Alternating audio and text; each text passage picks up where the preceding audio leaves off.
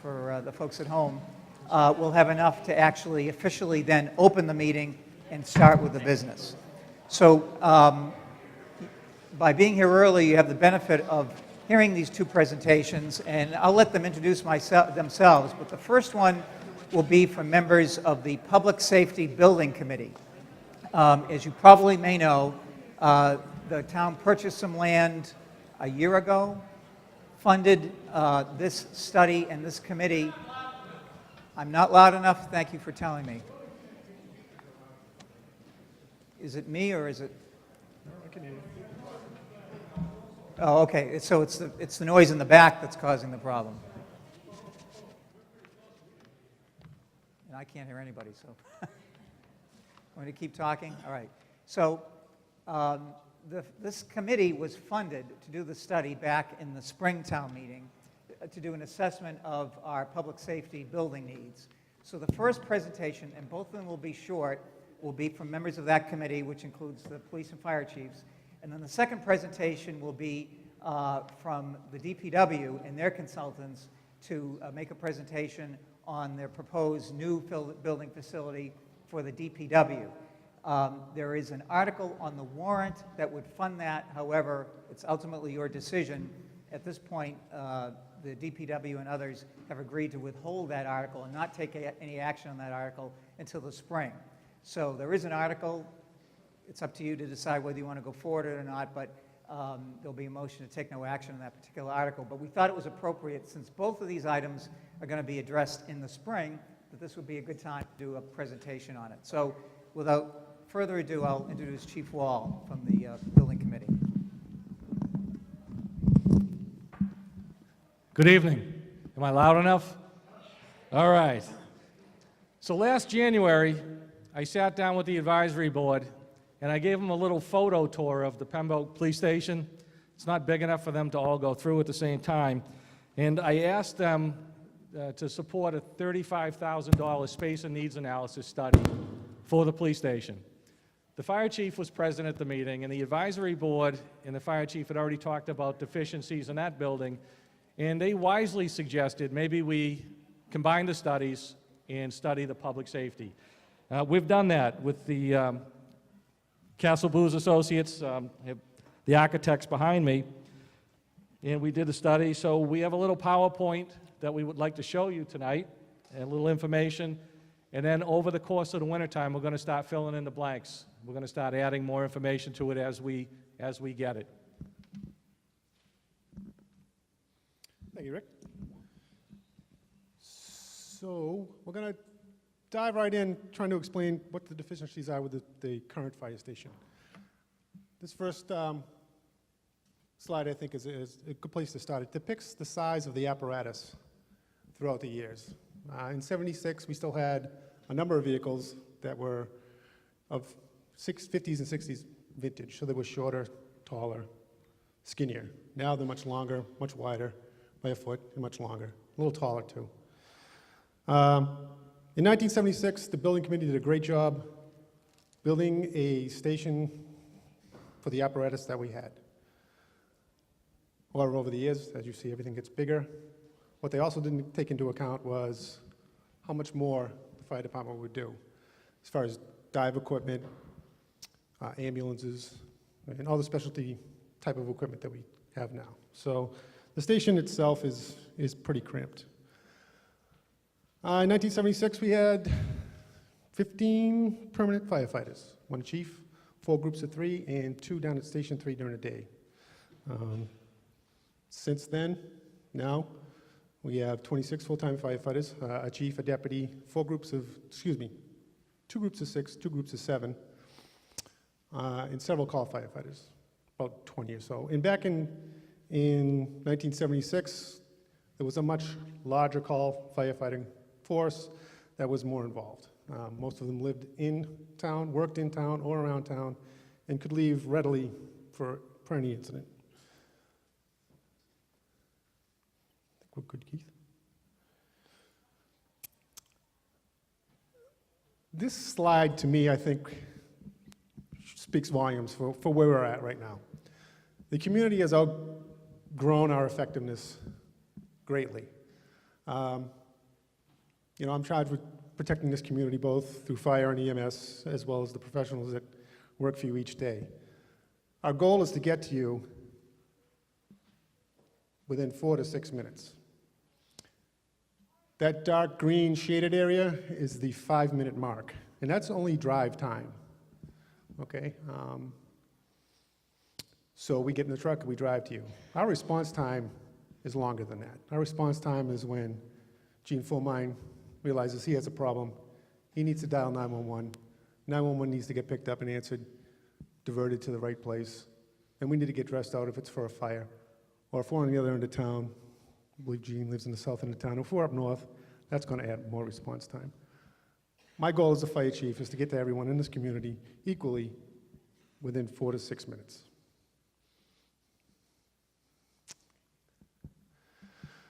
These next series of slides, this is just some pictures of the current conditions of the headquarters.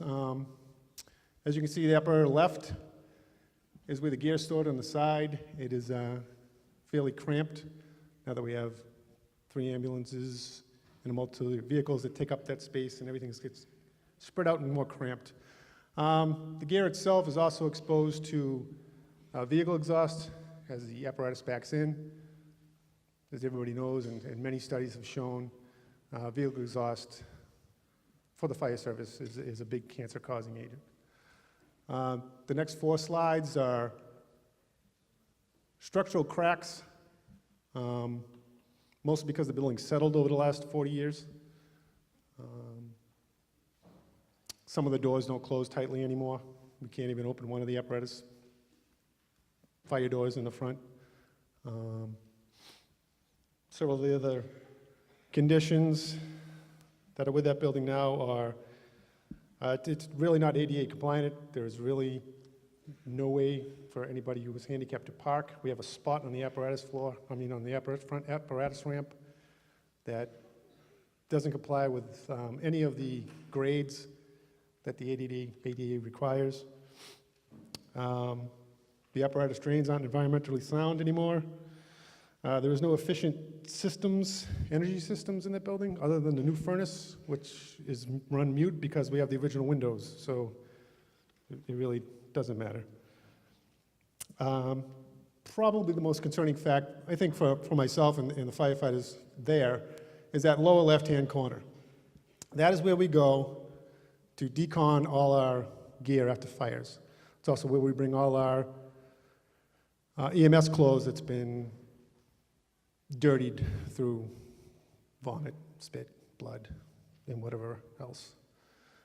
We have to walk through our living area to get that, in our eating area to get to there, in our classroom to get to that. The reason it's there is because that's where the only plumbing to the septic is. So that's the only place we could put it.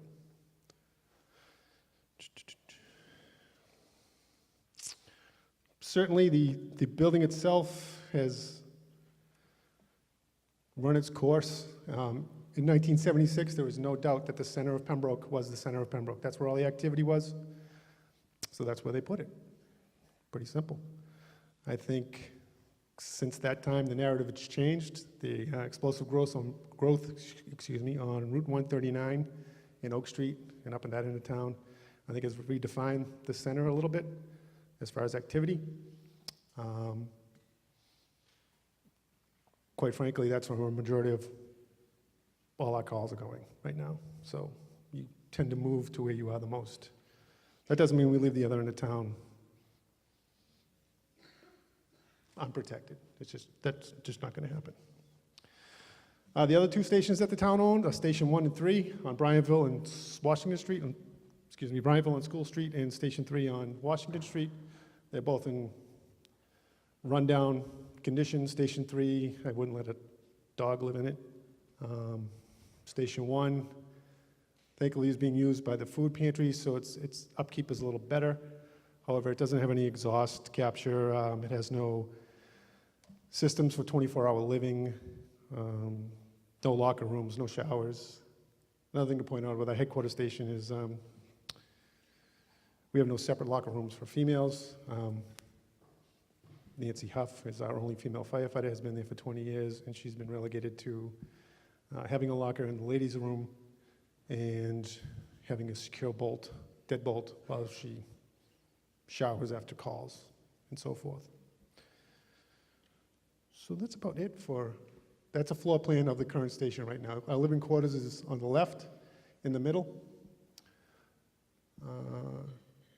That area below is the classroom. We've kind of partitioned it off, so that's where that geared cleaner, extractor, and dryer are. And up front is the right is the administrative area, sleeping quarters, alarm room, and then, of course, the big apparatus floor. Nicely done. So now we get to the Pembroke Police Department. The building was built in 1978, was opened. We had 21 officers at the time and a couple of permanent commitments. We have 29 full-time officers now. Hopefully by the end of tonight we have 31, and I'm running 26 special police officers. Building was built, again, we moved out of the town hall the plan was in '77 into our own building because we didn't have a lockup in the town hall. They needed a jail cell. No one else wanted to house our prisoners. So, top left is the current lobby. It's about 84 square feet. It's the size of my garden shed. But in that lobby, that's where everybody comes. You can see the drug box in the top right. We have our information board in there. We have a bench for 2 people to wait. But that's where everybody goes. People that come in to get their FID cards, license to carry, people that want to come in and make complaints, victims of crimes, suspects. Sometimes they're all in there together. And a lot of times we have child exchanges in court orders where parents come in to exchange their children all in that little area. And the window that you can't see is not ADA compliant. The top right is our conference room. It's an earshot to the dispatch and to the booking area. We use it to do interviews. We use it to bail suspects. We use it to process evidence. We use it to do roll call, and it's also our lunchroom. I ate there today. So it's a multi-purpose room. It does none of those things well. The bottom left is a hallway with a rail where we handcuff our prisoners. We used to use the room on the other side of the glass, but in the advent of computers and breathalyzers and everything else, we needed a secure place to keep that. So we don't quite get them out of the hallway. They stay right in the hallway when they get booked. And if you look real careful at that picture, on the left-hand side, there's a blue, it's the side of a door. That's our juvenile cell. Now, by law, juvenile cells have to be sight and sound away from any adult prisoners.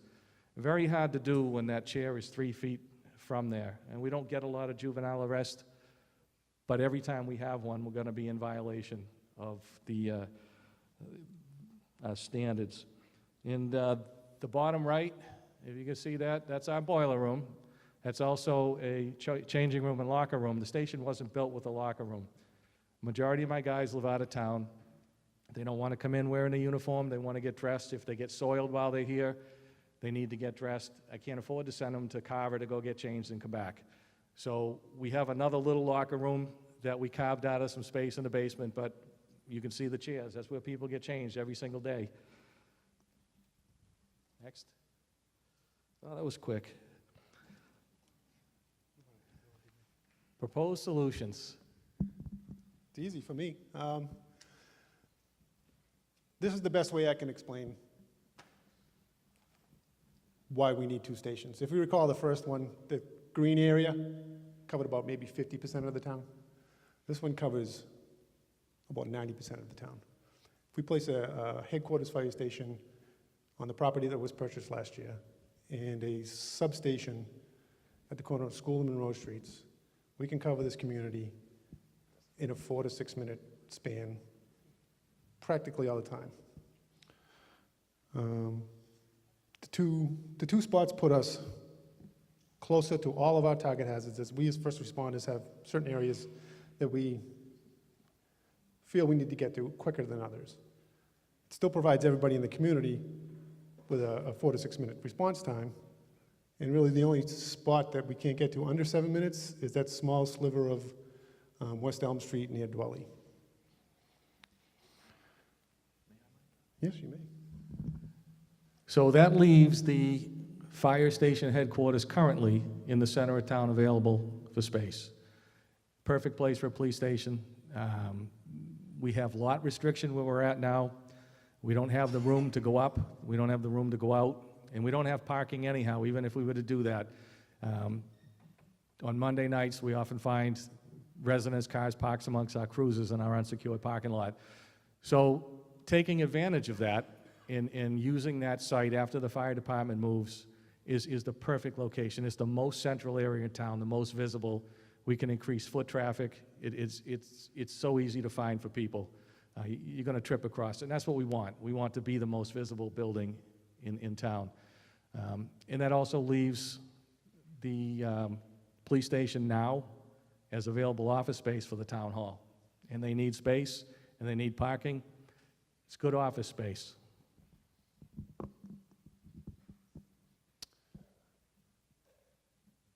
So obviously, what I said earlier about the apparatus size and the amount of apparatus we have, by building 2 stations, we'll be consolidating from the 3.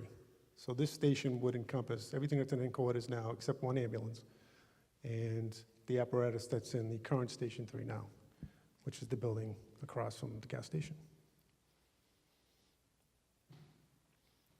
You can see the floor plans. They're each kind of color-coded. The orange will be operational areas where the apparatus and equipment would be stored. On that far left side, on the first floor plan, would be where all the decon could happen, away from the public areas, the administration areas, and living quarters. And then up top, that green area would be the living quarters, which is separate from the administration and public areas. And that would be a first rendition of what the building might look like on the corner of Washington and Barker Street. This would be the proposed size of the School Street building. Smaller.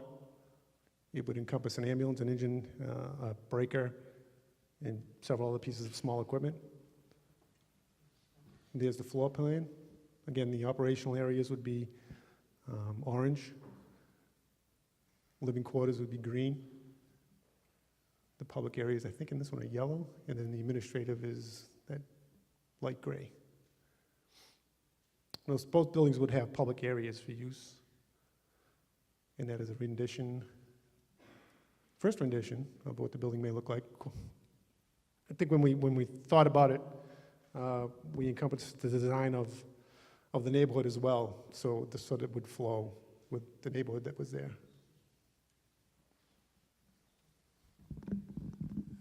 So this is a proposed police station site, and it's almost the size and shape of the current fire station. And if you notice, we have right in front the public parking spaces, totally visible. We do a lot, and we're hoping at some point people will feel confident enough to use the parking lot when they do Craigslist or make exchanges and everything else, and you don't want people showing up at your house, but you can do so under the watchful eye of the police. And if you notice, our concept has eliminating the driveway going out to Mattakesa Street. Maybe we can do something with those fangled lights out front there, change the traffic flow, who knows? Something nice could happen out of that.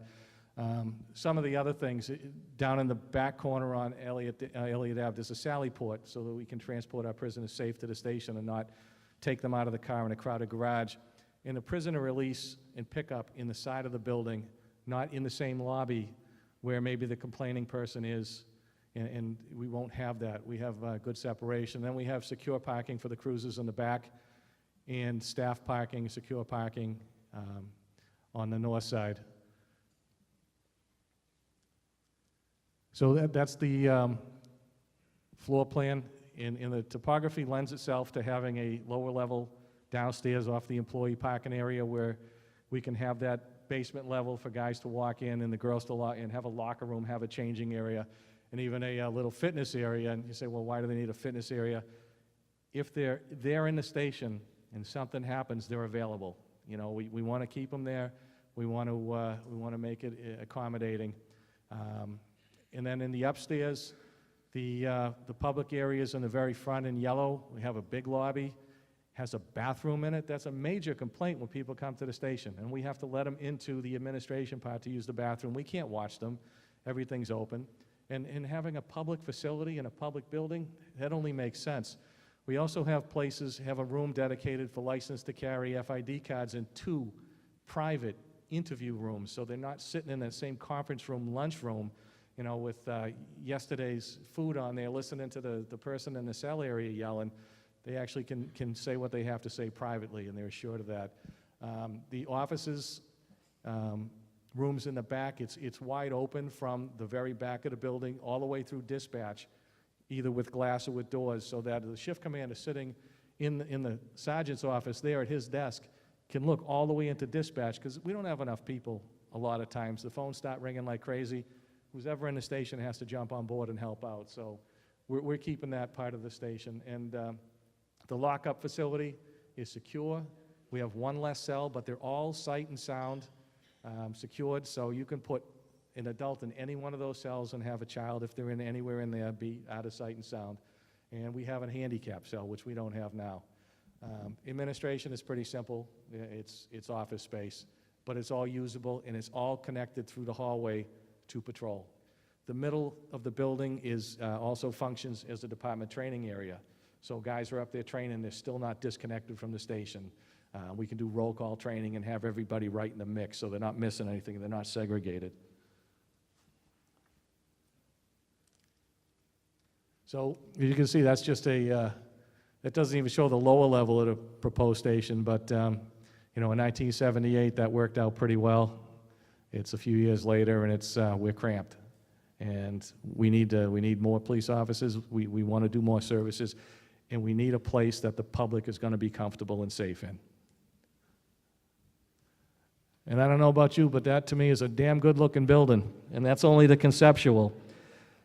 But what's really important, and what KBA really took to heart, was that's going to be in the center of town, and it has to look professional, it has to look strong and secure, but it has to fit in with the center of town. Now, Pembroke Police is going to be 100 years old in 2020, 100 years in existence, and they took some of the cues from the community center, which was built in 1934, and some of the cues from the fire station that was there. So it won't be a big change. You know, you're going to see a new and improved building, but there's some things that are going to remind you that it's always been there, because we've been looking at that building for the last 41 years, and you get kind of accustomed to it.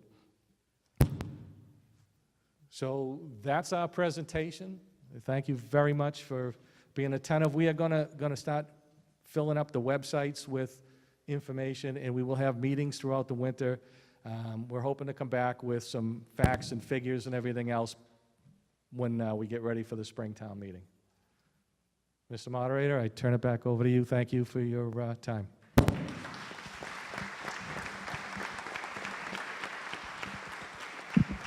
Thank you, Chief. I appreciate the presentation. I'm told we're 3 away from a quorum, so we'll go right into the DPW presentation, which will be fairly brief, I'm told, and then we'll get those few other folks we need, and we can get right into the meeting.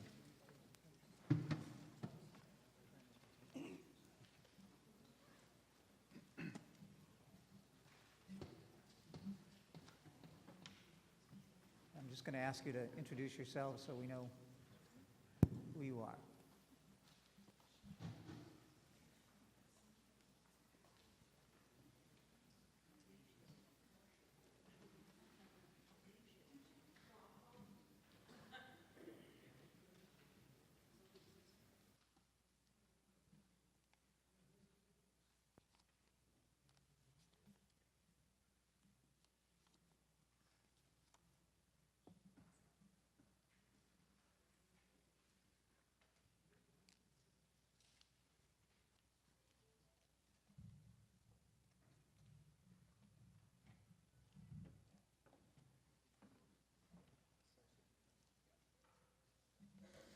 Good evening. My name's Ben Bastinelli. I'm chairman of the DPW Commission. We are going to present to you tonight a short, much shorter than the one that you just slept through, and presentation of a proposed DPW facility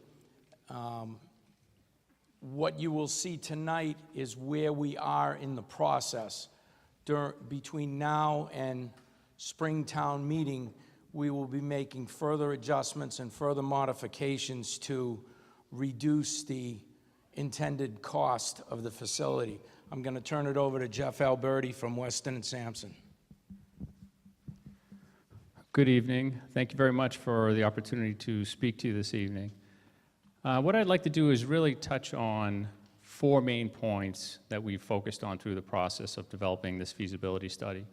Number 1 is the public works responsibilities. It's important to just quickly highlight some of the functions that are provided from the public works, because that really drives and impacts the size of the facility that we're looking at.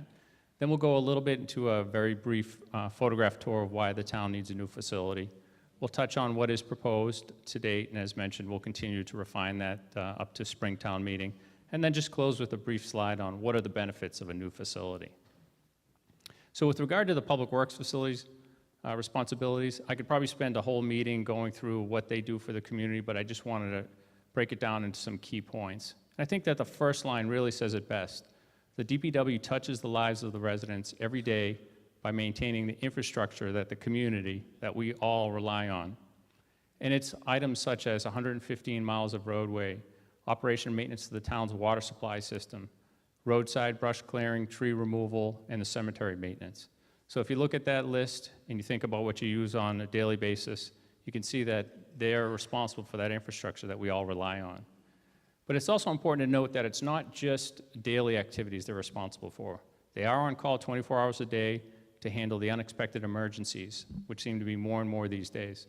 The obvious snow and ice storms, you have hurricane and windstorm cleanups, dealing with floods, as well as the support of the other emergency departments. They're clearing the roadways, providing the water service that the other emergency services need.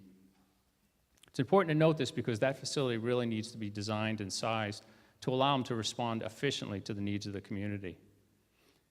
So as far as getting into why does the town need a new facility, it was very easy for us to determine that on day 1 when we went to the site for the first kickoff meeting. If you've been to it, it's really a tough facility. And I just want to touch on some of the issues that we identified.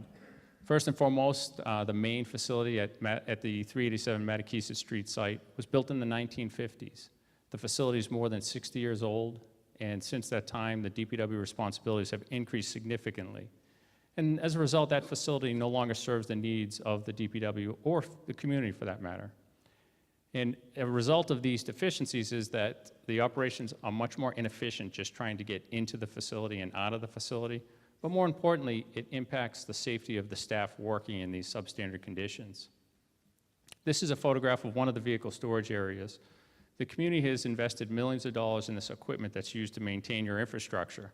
And as you can see, they do the best they can to protect that equipment. Putting that inside, one truck could cost anywhere from $250,000. So you want to extend the life of that equipment. So you can see that you basically have to pack all that equipment in like sardines, and that exposes the equipment to damage. And in fact, you can see here that this vehicle is parked just inches away from the vehicle in front of it in order to get as much of that equipment inside, creating a dangerous situation from circulation and also exposing it to damage. Because the facility is undersized and built in the 50s, not for today's fleet, a large portion of this multi-million-dollar fleet does need to be stored outdoors. And what we've determined through many studies is that storage of this equipment outside will reduce its life expectancy, will increase maintenance costs, and generally impacts the ability of that equipment to start up and function.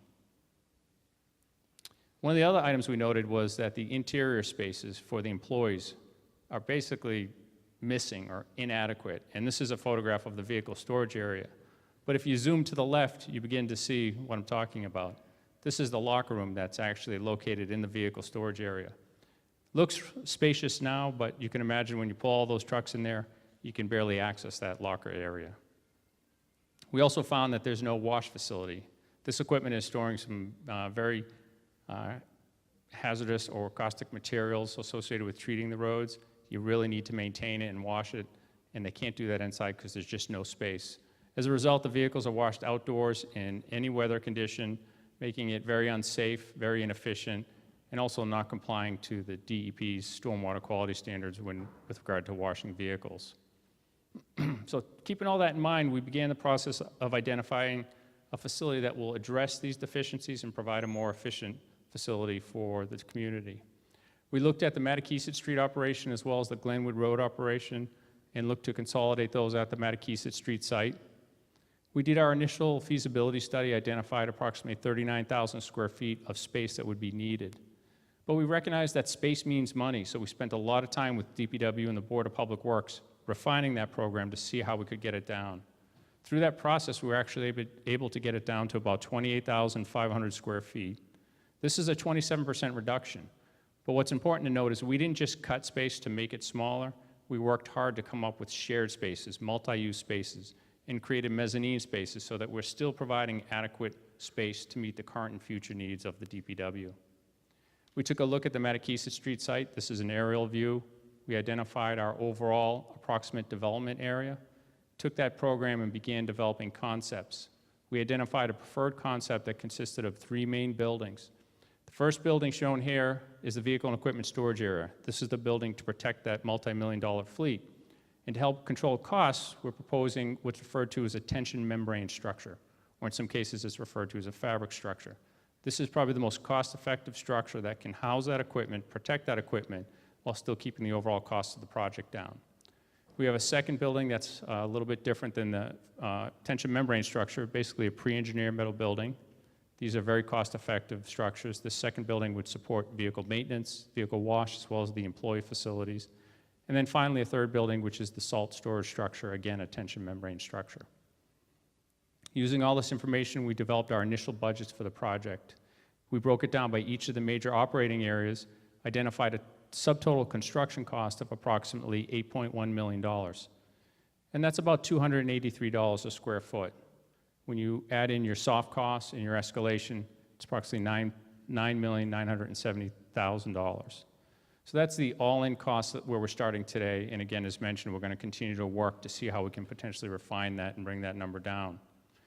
But as a comparison, what we did is looked at the last 3 years of public works facilities that have been constructed.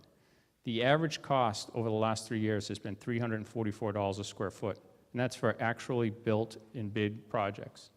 And that's compared to the $283 that we're presenting this evening.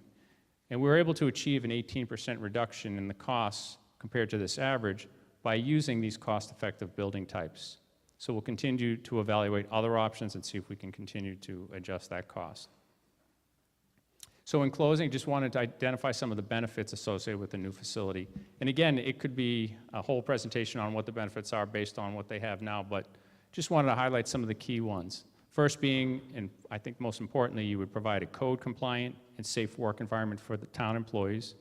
You protect your investment that you've made in this equipment, this multi-million-dollar equipment, by placing it undercover. This will result in more efficient workspace, better response time so that they can get more done for the community. And it eliminates the need to continue to invest money in what is an existing substandard facility. So I appreciate your time, and moving forward, we'll continue to provide updates on the town website and ultimately come back in the spring with additional information. Thank you. Thank you. We do have a quorum. We'll just take 30 seconds to get in order here and start the meeting. I'll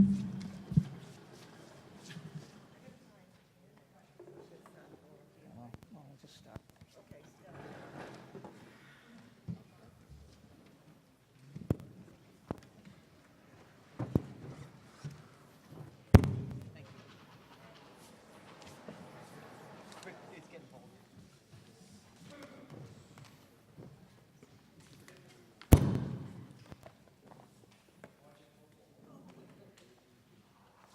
Hereby having informed that a quorum has been reached. We're a little over 150, which is great. I call the meeting to order, and I recognize the chairman of the Board of Selectmen, Bill Bolter, to lead us in the Pledge of Allegiance, and I ask that you stand. Good evening, ladies and gentlemen. We'll start with the Pledge of Allegiance. I pledge allegiance to the flag of the United States of America and to the republic for which it stands, one nation, under God, indivisible, with liberty and justice for all. Thank you. Thank you. The chair would just ask that we want to welcome Town Council Carolyn Murray with us this evening from the firm of Kopelman and Page. Most may not know, I know a lot of the town officials know, that our usual town council, Joel Bard, has been ill for the past several months. I'm told by Carolyn this evening that he has undergone successful surgery and his prognosis is good and he's actually started back to work. So Carolyn, I'd ask on behalf of the town of Pembroke in this meeting that you convey our good wishes to him, and we look forward to seeing him back in the spring. I also want to mention, many here know Hillary Wilson, who former town selectman, member of advisory board, council on aging, all sorts of different groups. Hillary has been under the weather for the better part of this year, is currently at, I still want to call it Evanswood, but it's, what's it called? It's at Wingate at Silver Lake. We want to wish him our good wishes, and I know that he would welcome visitors. So if anyone knows Hillary and wants to stop in and visit, I'm sure he would appreciate it. And you can stop and see Mary Ann Simmons, who's there as well. Again, I want to welcome you to the meeting. If you've been here before, our rules are quite simple. If you want to address the meeting, you have to do it through the chair. I ask that you use the 2 microphones on either side.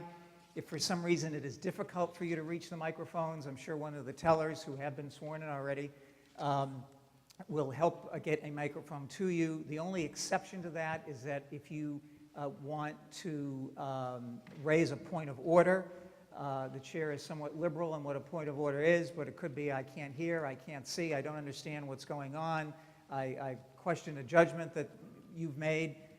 Anything like that, just jump up from your seat and yell as loud as you can, point of order, and I'll recognize you from the floor. Otherwise, you have to use the microphone to address the chair. I want to mention that, as she always is, Carol Dodge is out front selling coffee to benefit the Key Club, and the Key Club members are out there with all sorts of wonderful goodies. So if you need to take a break, you can certainly do that. It's raising money for a good cause. Is Kathleen Keegan here? Oh, Kathleen, I'm going to recognize you for 30 seconds. If you could run up to the microphone and tell us what you're doing out there. Hello. Oh, good, it works. So I'm the chairperson for the Pembroke Fun Committee, where fun is our middle name. We put on community events like the Pembroke tree lighting, and we just did the Pembroke Celebrates with fireworks, honoring the folks dedicated to serving this town, either working, police, fire, teachers, etc., and volunteers. So we want to put this event on again.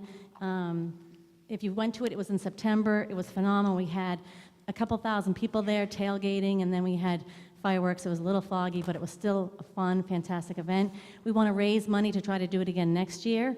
If you're interested in having it, please donate on our GoFundMe page, which is Pembroke Celebrates. You can also drop off money made payable to Pembroke Celebrates at my office, Real Estate Rocks on Center Street. Thank you for the time. I appreciate it, Steve Dodge. Thank you, Kathleen. The chair is satisfied that the warrant for this meeting has been duly posted, so we will dispense with the reading of the warrant and the notice of posting. One procedural matter that we have to do before every meeting, you'll notice that there were a few articles that need a 2/3 vote. And so we don't have to have a roll call each time. We ask that you give me the authority to declare a 2/3 vote, subject to your questioning it if you think I'm wrong. So Mr. Boyle moves that if a 2/3 vote is required by statute, the moderator is authorized to declare a 2/3 vote if, after a show of hands, the moderator determines that the 2/3 majority has been reached. Provided, however, that if a vote so declared is immediately questioned by 7 or more voters, the moderator shall verify the 2/3 majority by ordering a standing count of the yeas and nays. Is there a second? Second. Chair has second. Any discussion? All those in favor say aye. Opposed, no. The ayes have it, and I declare it so voted. Everyone has a copy of the warrant. If you don't, raise your hands, and we'll make sure that the teller gets you some or a copy. We have 17 articles this evening, and Pembroke is very high-tech. We use normally ping-pong balls that were bought at Stone's in 1973, but for this meeting, we'll just use the old,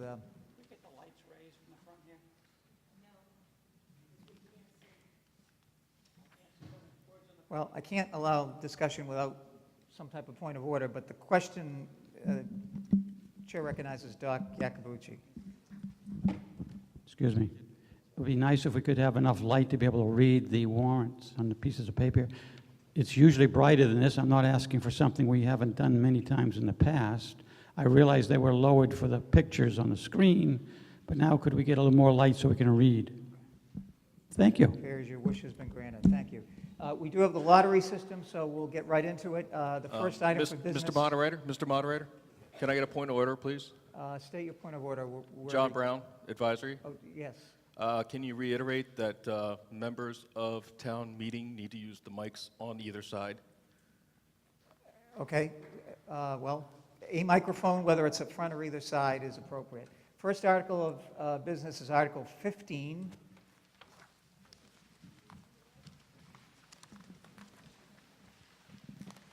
Which is on page 6, and the chair recognizes Stephen Curley from advisory. Mr. Moderator. Mr. Moderator, I move that the town appropriate and transfer from free cash the sum of $5,000 to be added to the open space fund. Is there a second? Chair is second. Any discussion on this matter? Seeing none, all those in favor of the motion by Steve Curley on Article 15, please raise your hand. All those opposed, please raise your hand. The ayes have it, and I declare it so voted. Next item of business is Article 2.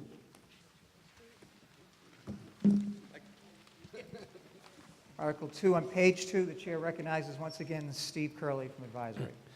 Mr. Moderator, I move that the sum of $402,195 be appropriated to supplement fiscal year 2018 appropriations by transferring the following sums to and from the accounts listed below. $122,740 to be transferred from Board of Health wages and salaries to inspectional services wages and salaries. $58,398 be transferred from conservation wages and salaries to inspectional services wages and salaries. $195,614 be transferred from building department wages and salaries to inspectional services wages and salaries. And $25,443 be transferred from zoning board wages and salaries to inspectional services wages and salaries. Motion's been made and seconded. Is there any discussion? Seeing none, all those in favor of the motion by Stephen Curley, please raise your hand. All those opposed, please raise your hand. The ayes have it, and I declare it so voted. Article 6.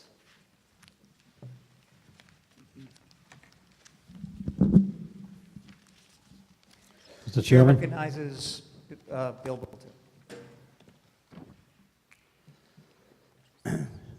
Article 6, to see if the town will vote to raise and appropriate, transfer from available funds, or otherwise provide a sum of money for the purpose of funding the cost of items of the first year of any new collective bargaining agreement between the town of Pembroke and the Pembroke Permanent Firefighters Association, or take any action relative thereto. I think we can strike the take any action relative thereto off the motion. Is there a second?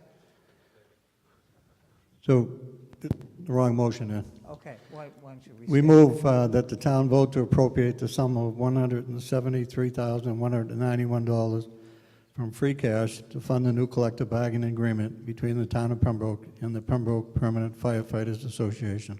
Second. Motion's been made and seconded. Is there any discussion on this item? Seeing none, all those, Chair recognizes Bill, could you just Matthew explain? McNeely, former It's chairman a of three-year contract. Excuse me, Mr. Moderator, through you to the, I'd just like to know what the length of the contract is. Contract is for 2 years? 3 years, excuse me. any other Any other debate on this item? Seeing none. All those in favor of the motion by Bill Bolter on Article 6, please raise your hand. All those opposed? The ayes have it, and I declare it so voted. Article 8.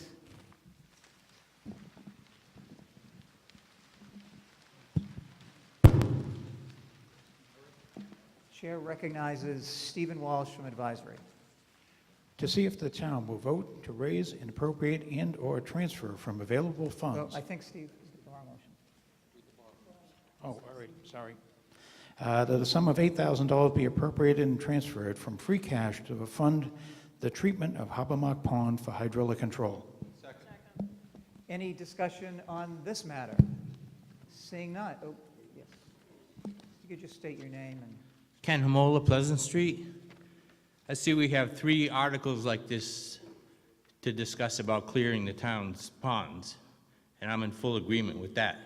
But we're talking about Hobbamock Pond and Furnace Pond, which have limited or no public access.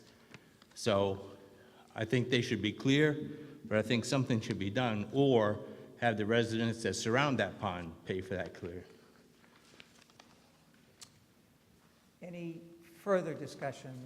Chair recognizes Lisa Cullity. Small factual inaccuracy. The town purchased not by eminent domain tax taking. There is a public beach on Furnace Pond. There's a public boat ramp on Furnace Pond. Hobbamock does have a small section of public access which will be able to be accessed off the sidewalk there. There's no parking at Hobbamock, but it is accessible through a parcel owned by the town. Any further discussion on this matter?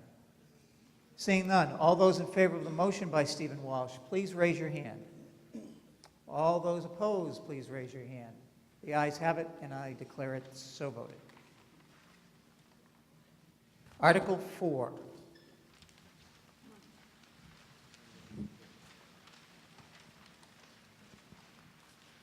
On page 2 of your warrant, and the chair recognizes Jim McCollum from Advisory.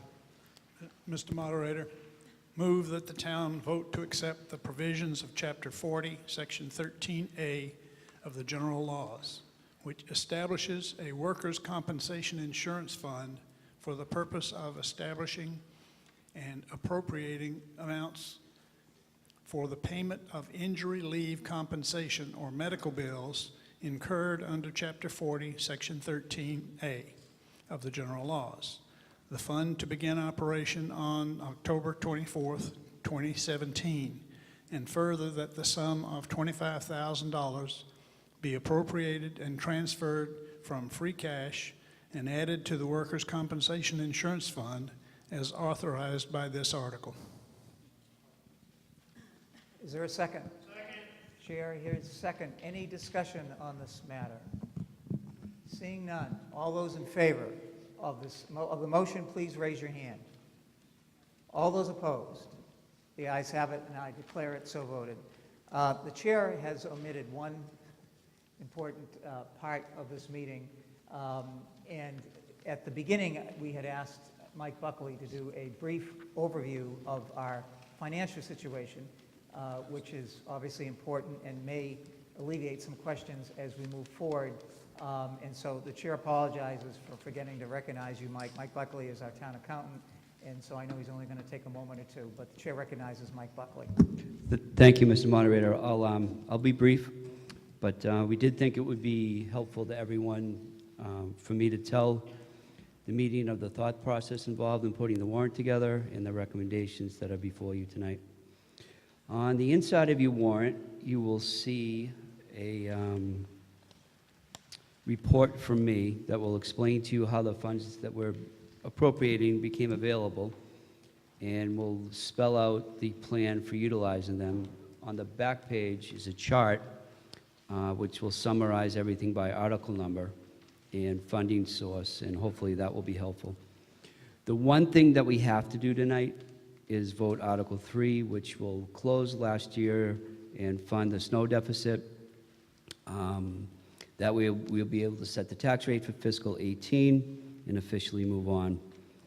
The Advisory Committee and Selectmen are in agreement on most of the other issues, and they are proposing that approximately $300,000 in total be directed towards savings accounts and $565,000 be directed towards capital purchases. This will allow us to accomplish the primary goal of this meeting, which is to preserve as much free cash as we can for the May town meeting, because we next year forecast a very, very difficult year. In fact, it will probably be the most difficult year in recent memory. Health insurance and out-of-district placements for the school department are consuming a greater and greater portion of our resources every year. It does not seem to be abating. We're doing our best to control our costs, and we've continuously found temporary fixes, Band-Aids, but we have not been able to find permanent fixes, and we may have run out of ways to keep these issues from eroding into the other parts of the budget that provide services to you. In addition, we have a significant backlog of capital needs. You heard about 2 or 3 of them earlier tonight. Other than the library and schools, we haven't invested in our buildings in really 40 years. And in that time, Pembroke's population has roughly tripled. We were told earlier about the 3 buildings that need to be addressed, but we probably won't talk tonight about the community center. We probably won't talk tonight about the difficulty the DPW's facing maintaining our roads. And we probably won't talk about the DPW and our water system that is also aging, I guess, to be polite. So between now and May, all of these issues will need to be given our full attention. There are no easy answers to any of these challenges, and solving many of them will require money that the town doesn't currently have. Therefore, in the next 7-8 months, difficult decisions will need to be made by the town's leaders and ultimately by the residents. Thank you. And once again, the chair apologizes for not recognizing you at the start of the meeting, which is what I should have done. The next article is Article 5.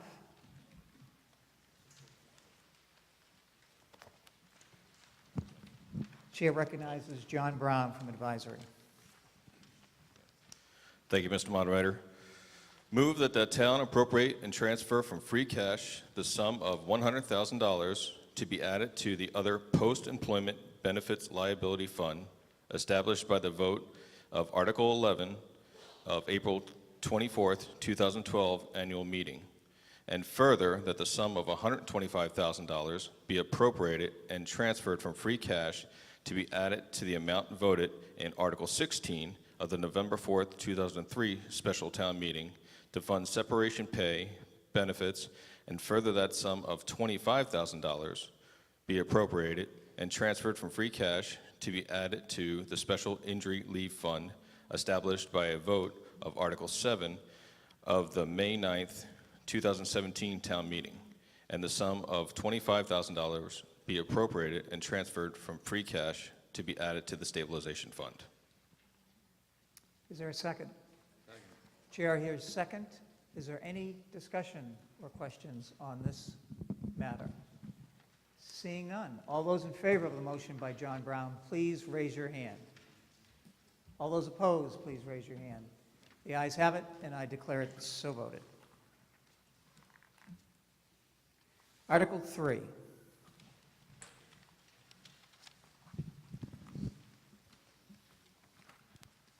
Chair recognizes Timothy Brennan from Advisory. Move that the town appropriate and transfer from free cash the sum of $423,678 for the purpose of balancing the budget and reducing the tax rate for fiscal year 2018. Any discussion on this matter? Seeing none, all those in favor of the motion, please raise your hand. All those opposed, please raise your hand. The ayes have it, and I declare it so voted. Article 12.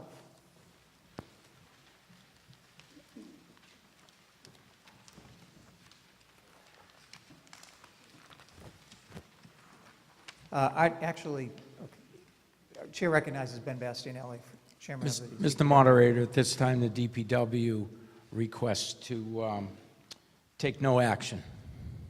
Is there a second? Chair hears second. we use the motion to take no action when everyone is in agreement among the town officials and advisory not to take action on a particular item. However, it is ultimately your decision whether to take action or not. All those in favor of the motion to take no action on Article 12, please raise your hand. All those opposed? The ayes have it, and I declare it so voted. Article 1.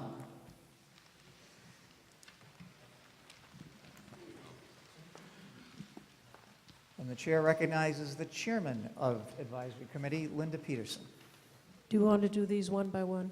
Yeah, we have 3 motions to address Article 1, and so we'll do one at a time. So moved that the sum of $380,295 be appropriated to fund capital projects and equipment in accordance with the capital budget schedule appearing in Article 1 of this warrant, excluding extrication and stabilization equipment and turnout gear with locker storage, including the funding sources for each project listed therein, and that to meet this appropriation, $62,500 shall be transferred from overlay surplus, $35,000 transferred from water surplus, and $282,795 shall be transferred from free cash. Motion's been made and seconded. This requires a majority vote. Is there any discussion? Seeing none, all those in favor of the motion by Linda Peterson, please raise your hand. All those opposed, please raise your hand. The ayes have it, and I declare it so voted. Chair recognizes Linda Peterson. Move that the sum of $70,000 be transferred to fund the purchase of extrication and stabilization equipment for the fire department in accordance with the capital budget schedule appearing in Article 1 of the warrant.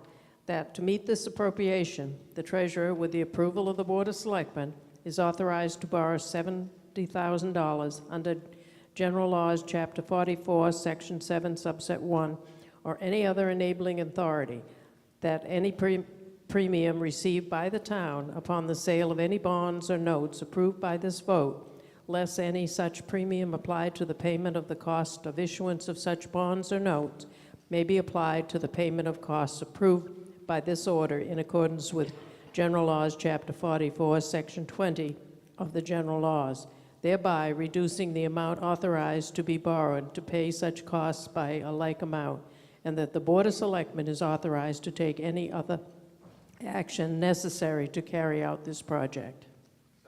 Motion's been made and seconded. Since this is an authorization to borrow, it does need a 2/3. Is there any debate on the motion?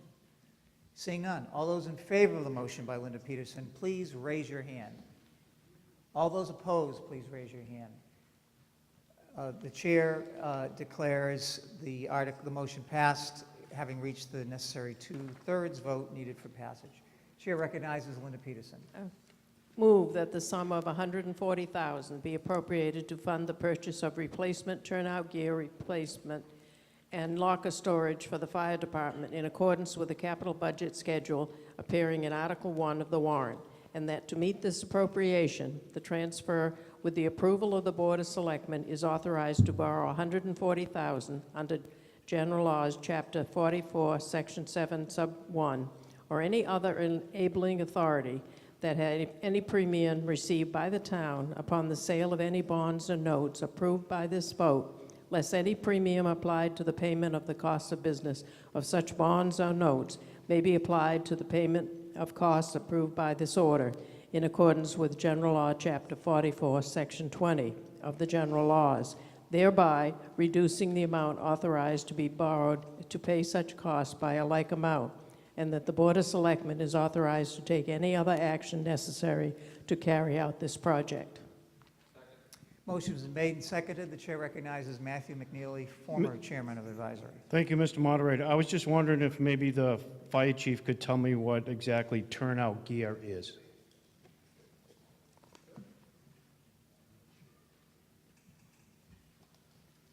Chair recognizes Chief Mike Hill. Thank you, Mr. Moderator. Turnout gear is the ensemble that you see the personnel get off the trucks with: the coat, boots, hands, helmet, gloves, hoods. You're welcome. Any chair recognizes. Mr. Moderator, through you to Chief Hill. The lockers that we're purchasing, Will those be able to be used in the new station? I don't see why not. Okay, I just want to make, I'd hate to buy them now and then have to put in a new set of lockers for the same gear. Any further discussion on this motion, which does also need a 2/3 because it is an authorization to borrow?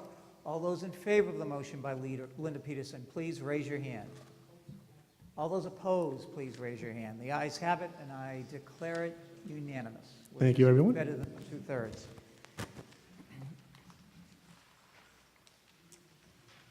Article 13.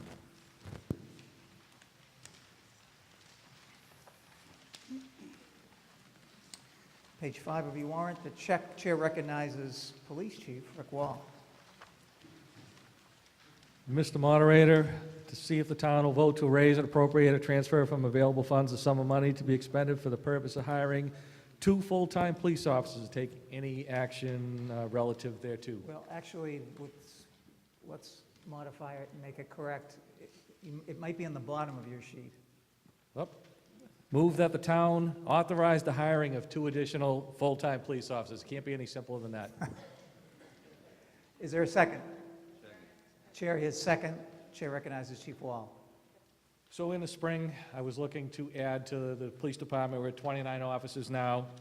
I did go to the town for that, and I believe that the bylaw says any new officers, I have to go to the town and get approval. I'm not seeking any funding for that. We're going to squeeze it out of this year's budget. They'll be going to the academy in January. They'll be available in May. Any other further discussion on this matter? Seeing none. All those in favor of the motion by Chief Wall, please raise your hand. All those opposed, please raise your hand. The ayes have it, and I declare it so voted. Article 14.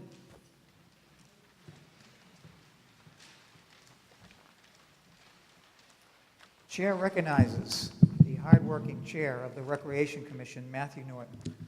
Mr. Moderator, to see if the town will vote to amend Schedule C of the Classification and Compensation Bylaws as adopted by the May 9th, 2017 Annual Town Meeting by deleting the position of part-time laborer, SC4, and replacing it with a position of laborer, or take any other action relative thereto. Close enough? Just drop off to take any other action relative thereto. And then we're good. Is there a second? Chair is second. Any discussion? Seeing none. All those in favor of the motion by Matthew Norton, please raise your hand. All those opposed, please raise your hand. The ayes have it, and I declare it so voted. Thank you. Article 16.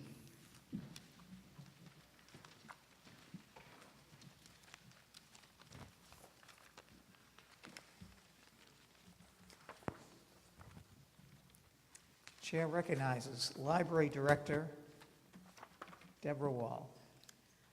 Move that the town vote to amend Section 34, part-time step increase of the Town of Pembroke Classification and Compensation Bylaws by deleting the existing language and replacing it with the following new language. Part-time personnel may be eligible for a step increase after 1 year. Second. Motion's been made and seconded. Is there any discussion? Seeing none. All those in favor of the motion by Debra Wall, please raise your hand. All those opposed, please raise your hand. The ayes have it, and I declare it so voted. Article 11.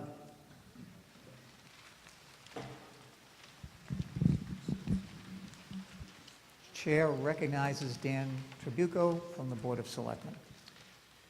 Mr. Moderator, move that the town vote to amend Schedule A Classification and Compensation Bylaws as adopted by the May 9th, 2017 Annual Town Meeting by deleting the position of Executive Assistant, SA-19, and replacing it with the position of Assistant to the Town Administrator, SA-24, at the rate of Step 1, $67,597, Step 2, $71,155, Step 3, $74,900. Is there a second? Second. Chair is second. Any discussion on this matter? Seeing none. All those in favor of the motion by Dan Tribuco, please raise your hand. All those opposed, please raise your hand. The ayes have it, and I declare it so voted. Article 9.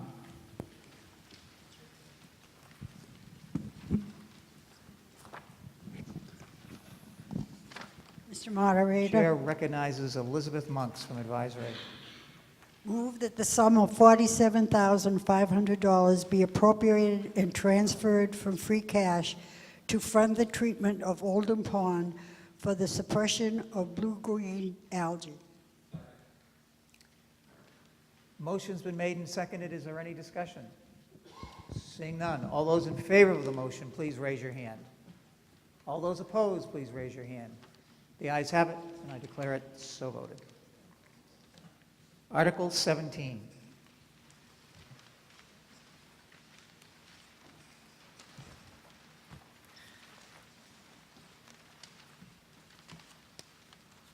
Article 17 is actually will require 3 separate motions. We'll treat each recommendation separately as a separate vote, and the chair recognizes the chairman of the Community Preservation Committee, Brian Van Riper. Thank you, Mr. Moderator. Recommendation A, a move to appropriate the sum of $25,000 from fiscal year 18 annual revenue for the preservation and rehabilitation of the cannons located at Memorial Park, that said funds being expended by the town administrator for the removal of the cracked concrete cannon supports, installation of granite platforms, sandblasting and resurfacing of the cannons, and/or remounting of cannons to newly installed platforms. Is there a second? Second. That's slightly different than the copy we have, so I'm going to ask you maybe to give us a copy so the town clerk has the correct version. The chair recognizes Doc Yacobucci. Why do we need to have cannons on display in the town? Cannons are a symbol of war, death, mayhem. Why do we need them? The chair recognizes, did you get the question, Brian? No, there was a question. Was that directed well, to me? I'm going to allow anyone to answer it, but Doc, why don't you repeat your question, Brian? Why do we need to maintain a display of cannons on town property, since cannons are an instrument of war, death, and mayhem? Can't we just use the $25,000 for a peaceful purpose instead? Well, I wouldn't disagree with your description of a cannon, but they, after all, are a memorial to those veterans who have served in our community. That's really what we're trying to honor and remember.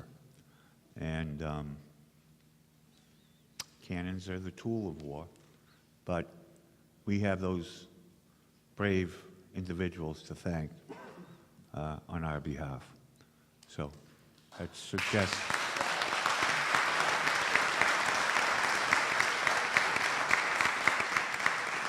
Chair recognizes Beth Dwyer. Oh, I'm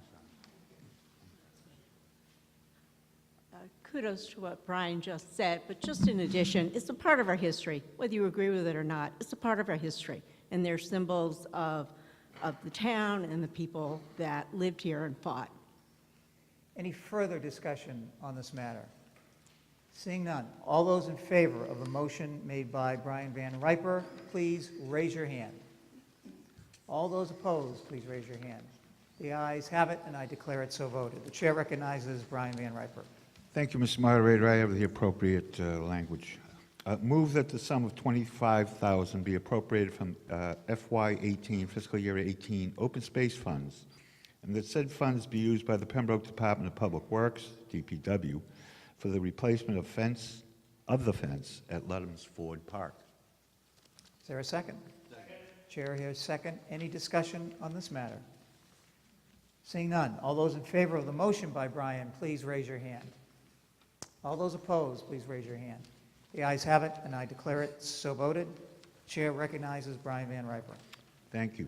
Move that the sum of $5,000 be appropriated from FY18, fiscal year 18, open space funds, and that said funds be used by the town administrator for the preservation and/or rehabilitation of Ludhamsford Park, including the installation of loam and 4 recreational tables, 1 being ADA compliant, 4 benches, and/or signage at Ludhamsford Park.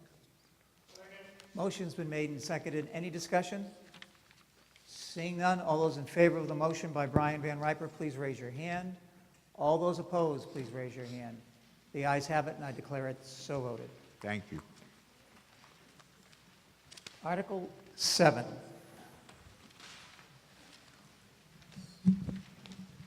Mr. Moderator. Chair recognizes Lou Stone from the Board of Selectmen. Thank you. Article 7 is on page 3, and the motion is move that the town amend the general bylaws as most recently amended by amending Article 20, Police Regulations, by inserting a new section 15A, Special Events, as printed in the 2017 Special Town Meeting warrant, subject to the following amendment. By amending paragraph 4, line 1, by deleting the word by as it appears after the word from. Is there a second? Second. Motion's been made and seconded. The chair would point out that the amendment is just simply to correct a typo in section 4 of the article, which includes inadvertently the word by. Chair recognizes Lou Stone. Thank you, Mr. Moderator. I'd like to leave that motion as it is and just ask you to vote, but I don't think you really know what we're asking you to do. So I'm going to try to explain that to you as best I can. The purpose of this bylaw change is to ensure that public safety and the noise bylaw are properly adhered to. Events such as fireworks, parades, road races, auto shows, and live entertainment are examples of what the selectmen are asking you to vote for. By applying for a permit in the selectman's office, the police and the fire and the schools and any other department that may need to know what you're planning can have a voice to the selectmen saying, maybe we need a police officer there to direct traffic. If they want to close a street to have a road race, then we should look at that. And by applying for a permit, this gives the opportunity for those folks to know what's going on and to plan for an event that's going to go off with no trouble and everybody is happy. The Board of Selectmen will review that permit with the comments, and they will vote at the appropriate Board of Selectmen's meeting. So again, it's really to protect the public. Public safety is number one. Now, as another example, I just thought of this tonight. I may be talking a little long here. I had a meeting at my house. I had about 9 cars. The people all parked on my property. They were not out on the street. So an event like that, you don't need to tell anybody. So that's just another example. So hopefully you can understand that the selectmen are really not asking you to pay any money. We're just asking you to let our office know ahead of time. Thank you. Me first. Chair recognizes Jean Gelati. Hi, I'm actually all for this on public property, if it's town-owned property. I think if you're gonna have a bunch of people using town-owned property, you should get a permit. And you should let people know what's going on. If you're gonna have a big party at the Herring Run or whatever, people in the town should know about that. However, if I'm having a private party on my private property, I don't think I have to get permission from someone to do that. And the problem that I have with this is that I think it's a little vague. It says, "Special events on private property that may require an application are events with a live band or DJ, block parties, blah, blah, blah, blah." I'm not a big fan of the "may" because it doesn't specify what you do or do not need a permit for. And last year when my daughter graduated from high school, I have a big family. There had to have been 50 cars up and down Mountain Avenue. There was no live band, no live DJ, but for me to have to go to the selectmen to get approval for that, I think is unreasonable. And this year, when I hit 50 and my husband throws a surprise birthday party for me, and he has a band, I don't want them knowing, because I don't want to deal with it. So I'm just saying, I'm not a fan of this article, and there you go. Thank you. The chair is going to try to recognize people in the order in which they came up to stand. The chair recognizes former Selectman Bob DiMarzo. Thank you, Mr. Moderator. I spoke against this bylaw last time. It's as flawed as it was last time, and it was soundly defeated, and I hope you'll vote against it again. It's simply, "Hi, I'm from the government, and I'm here to help you." We don't have a problem with these things that are going on. If there's something major going on public property, they must come to the town for the town's approval. But now we have a time frame. You must apply 30 days beforehand. Then at some point, the selectmen will send it to a board of boards, the planning board for their experience, and the school committee, and everybody else, they say, for their expertise. They must return it within 2 weeks. But then there's no time frame when the selectmen have to act again. And they may do it. I'm not saying this board would be vindictive against anybody, but it's possible another board might be vindictive against a group or a citizen and so on. So it leaves that open. There is a penalty. And the last time I said there's no penalty. If you violate this bylaw, they're going to fine you. And it's in here. Maybe they have, the selectmen haven't found it, but it's in here. Private property. So we talked about public property, so there's still problems public. But private property, how dare you tell somebody what they can do on their own property? And it's also business property. So you have a mall, a shopping center, and all of a sudden they have one of the Bruins coming in for a signing of something. Under this, you need to go to the selectmen 30 days beforehand, et cetera, et cetera. So it does affect private property, whether it be residential or business. And it's nothing but an intrusion. And as my wise old mother said, give them an inch and they'll take a yard. We see this, we'll see more later. Thank you. Chair recognizes former Selectman Paul Dwyer. You know, this bylaw will impact you as a private citizen and your private property. As Mr. Stone said, he had a meeting at his house. He didn't have to go for a permit because all 9 cars could park in his yard. Well, what if they had to park in the street? He's implying he would have had to get a permit for that because they would have been parked in the street. Now, how many of you have parties at your house or friends over where you have more than 9 cars? Are you going to have to, do you want to have to go to the selectmen every time and ask for a permit and have it published on the public notice that that's going to happen? If you're having a private party and you have to have that published? You know, I'd like to ask the police chief, how many times have private parties gotten out of hand because it got around in social media? And we want to put it out in social media on the town bulletin. I'd ask you to vote against this. Chair recognizes Becky Coletta from the Planning Board. Hi, Becky Coletta, Verna Hall Drive. In the definition, I spoke against this last time as well. In the definition here, it says events requiring street parking. I thought at first that was meant to mean large amounts of street parking, but I see from Selectman Stone's example that we really are talking about 9 cars on the road. I don't know about you guys, but I don't plan every event 30 days in advance. I might talk to friends and have 6 families over at my house. That's all it would take to use up street parking. Now, last time I checked, it's not illegal to park on the side of our streets, just in general. And this seems to say if there's any street parking, I have to go 30 days in advance. I just had an 80th birthday party for my father-in-law last weekend. We didn't get around to planning it 30 days in advance. So you're telling me that I couldn't have an 80th birthday party for my father-in-law because my cousins were going to come and park on the street. It just seems not right. Chair recognizes an Forgive me for forgetting. Come your on, name. you know it. Don't do that to me. Sheila Landy, Sheila. Oakland Square. Same thing, 30 days notice. I come from a small Irish Catholic family. I have 15 cars on Thanksgiving, every Thanksgiving. If there's a death in the family, what do? You have people back to the house after? You gotta, oh wait, I gotta get approval. It's crazy. It's my property. Chair recognizes Patrick Chilcott.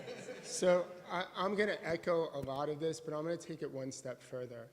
This is an absolute outrage that a local government would tell us as residents how we are and are not allowed to use our private property with our families and with our friends and with our neighbors.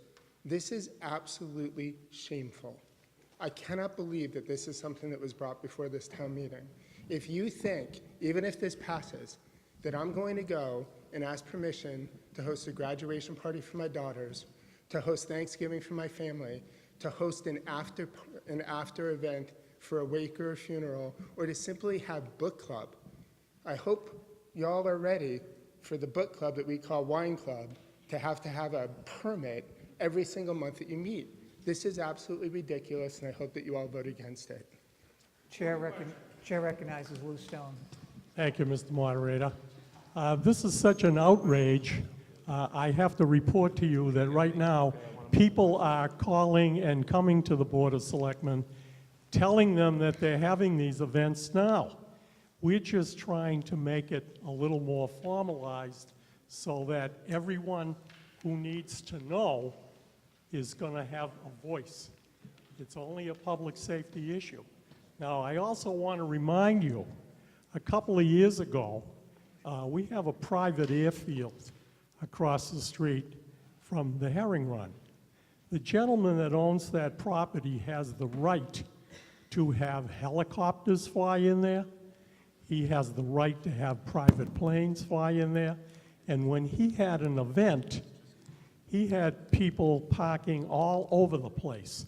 We had to have police officers there, fire department personnel there, and his abutters wished that they knew about it before so that they could go to the Cape for the day and not have these planes buzzing their houses.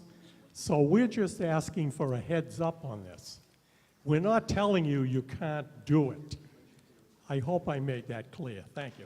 Chair recognizes David Boyle from the school committee. Thank you, Mr. Moderator. I'll be brief, but one of the things I wanted to mention is some people talk about parties at their house and all these type of things.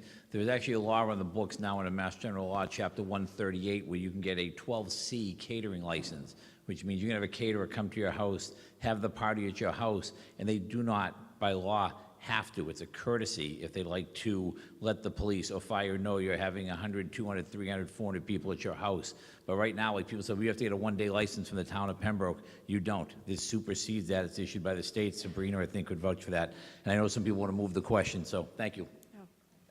Chair recognizes Matthew McNeely. Mr. Moderator, I'd like to officially move the question, if you would, please. Well, the motion to move the question is always in order, and it cannot be discussed. So the motion to move the question means we'll go right to the vote. Shuts off further discussion. All those in favor of the motion to move the question, please raise your hand. All those opposed, please raise your hand. The ayes have it, and we'll go right to the motion by Lou Stone, which has been made and seconded. All those, this just requires a simple majority. All those in favor of the motion by Lou Stone, please raise your hand. All those opposed? The noes have it, and I declare it lost. Please state your point of order. If we move to reconsider the question and it loses, can it be brought up again? Well, first of all, the chair would not allow a motion to reconsider, so that's moot, but it could be brought up at a subsequent town meeting. Again, I think I'm right on that. Town council, correct? Before we go to the very last item of business, the chair just wants to thank advisory committee. They work on these articles long and hard, as to a lot of other people. They are the ones that are unpaid that work long and hard. So I do want to thank them for their diligent efforts and work.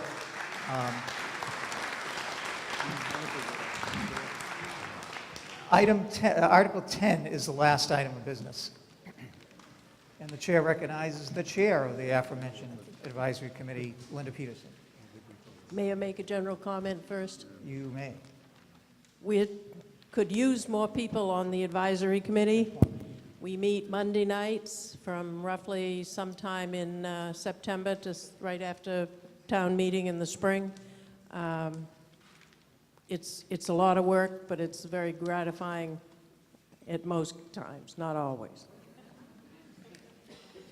Move that the sum of $12,000 be appropriated and transferred from free cash to fund the treatment of Furnace Pond for microscopic algae. A fitting topic to end this meeting. Any discussion, the motion has been made and seconded, any discussion on this article? Seeing none. All those in favor, please raise your hand. All those opposed, please raise your hand. The ayes have it, and I declare it so voted.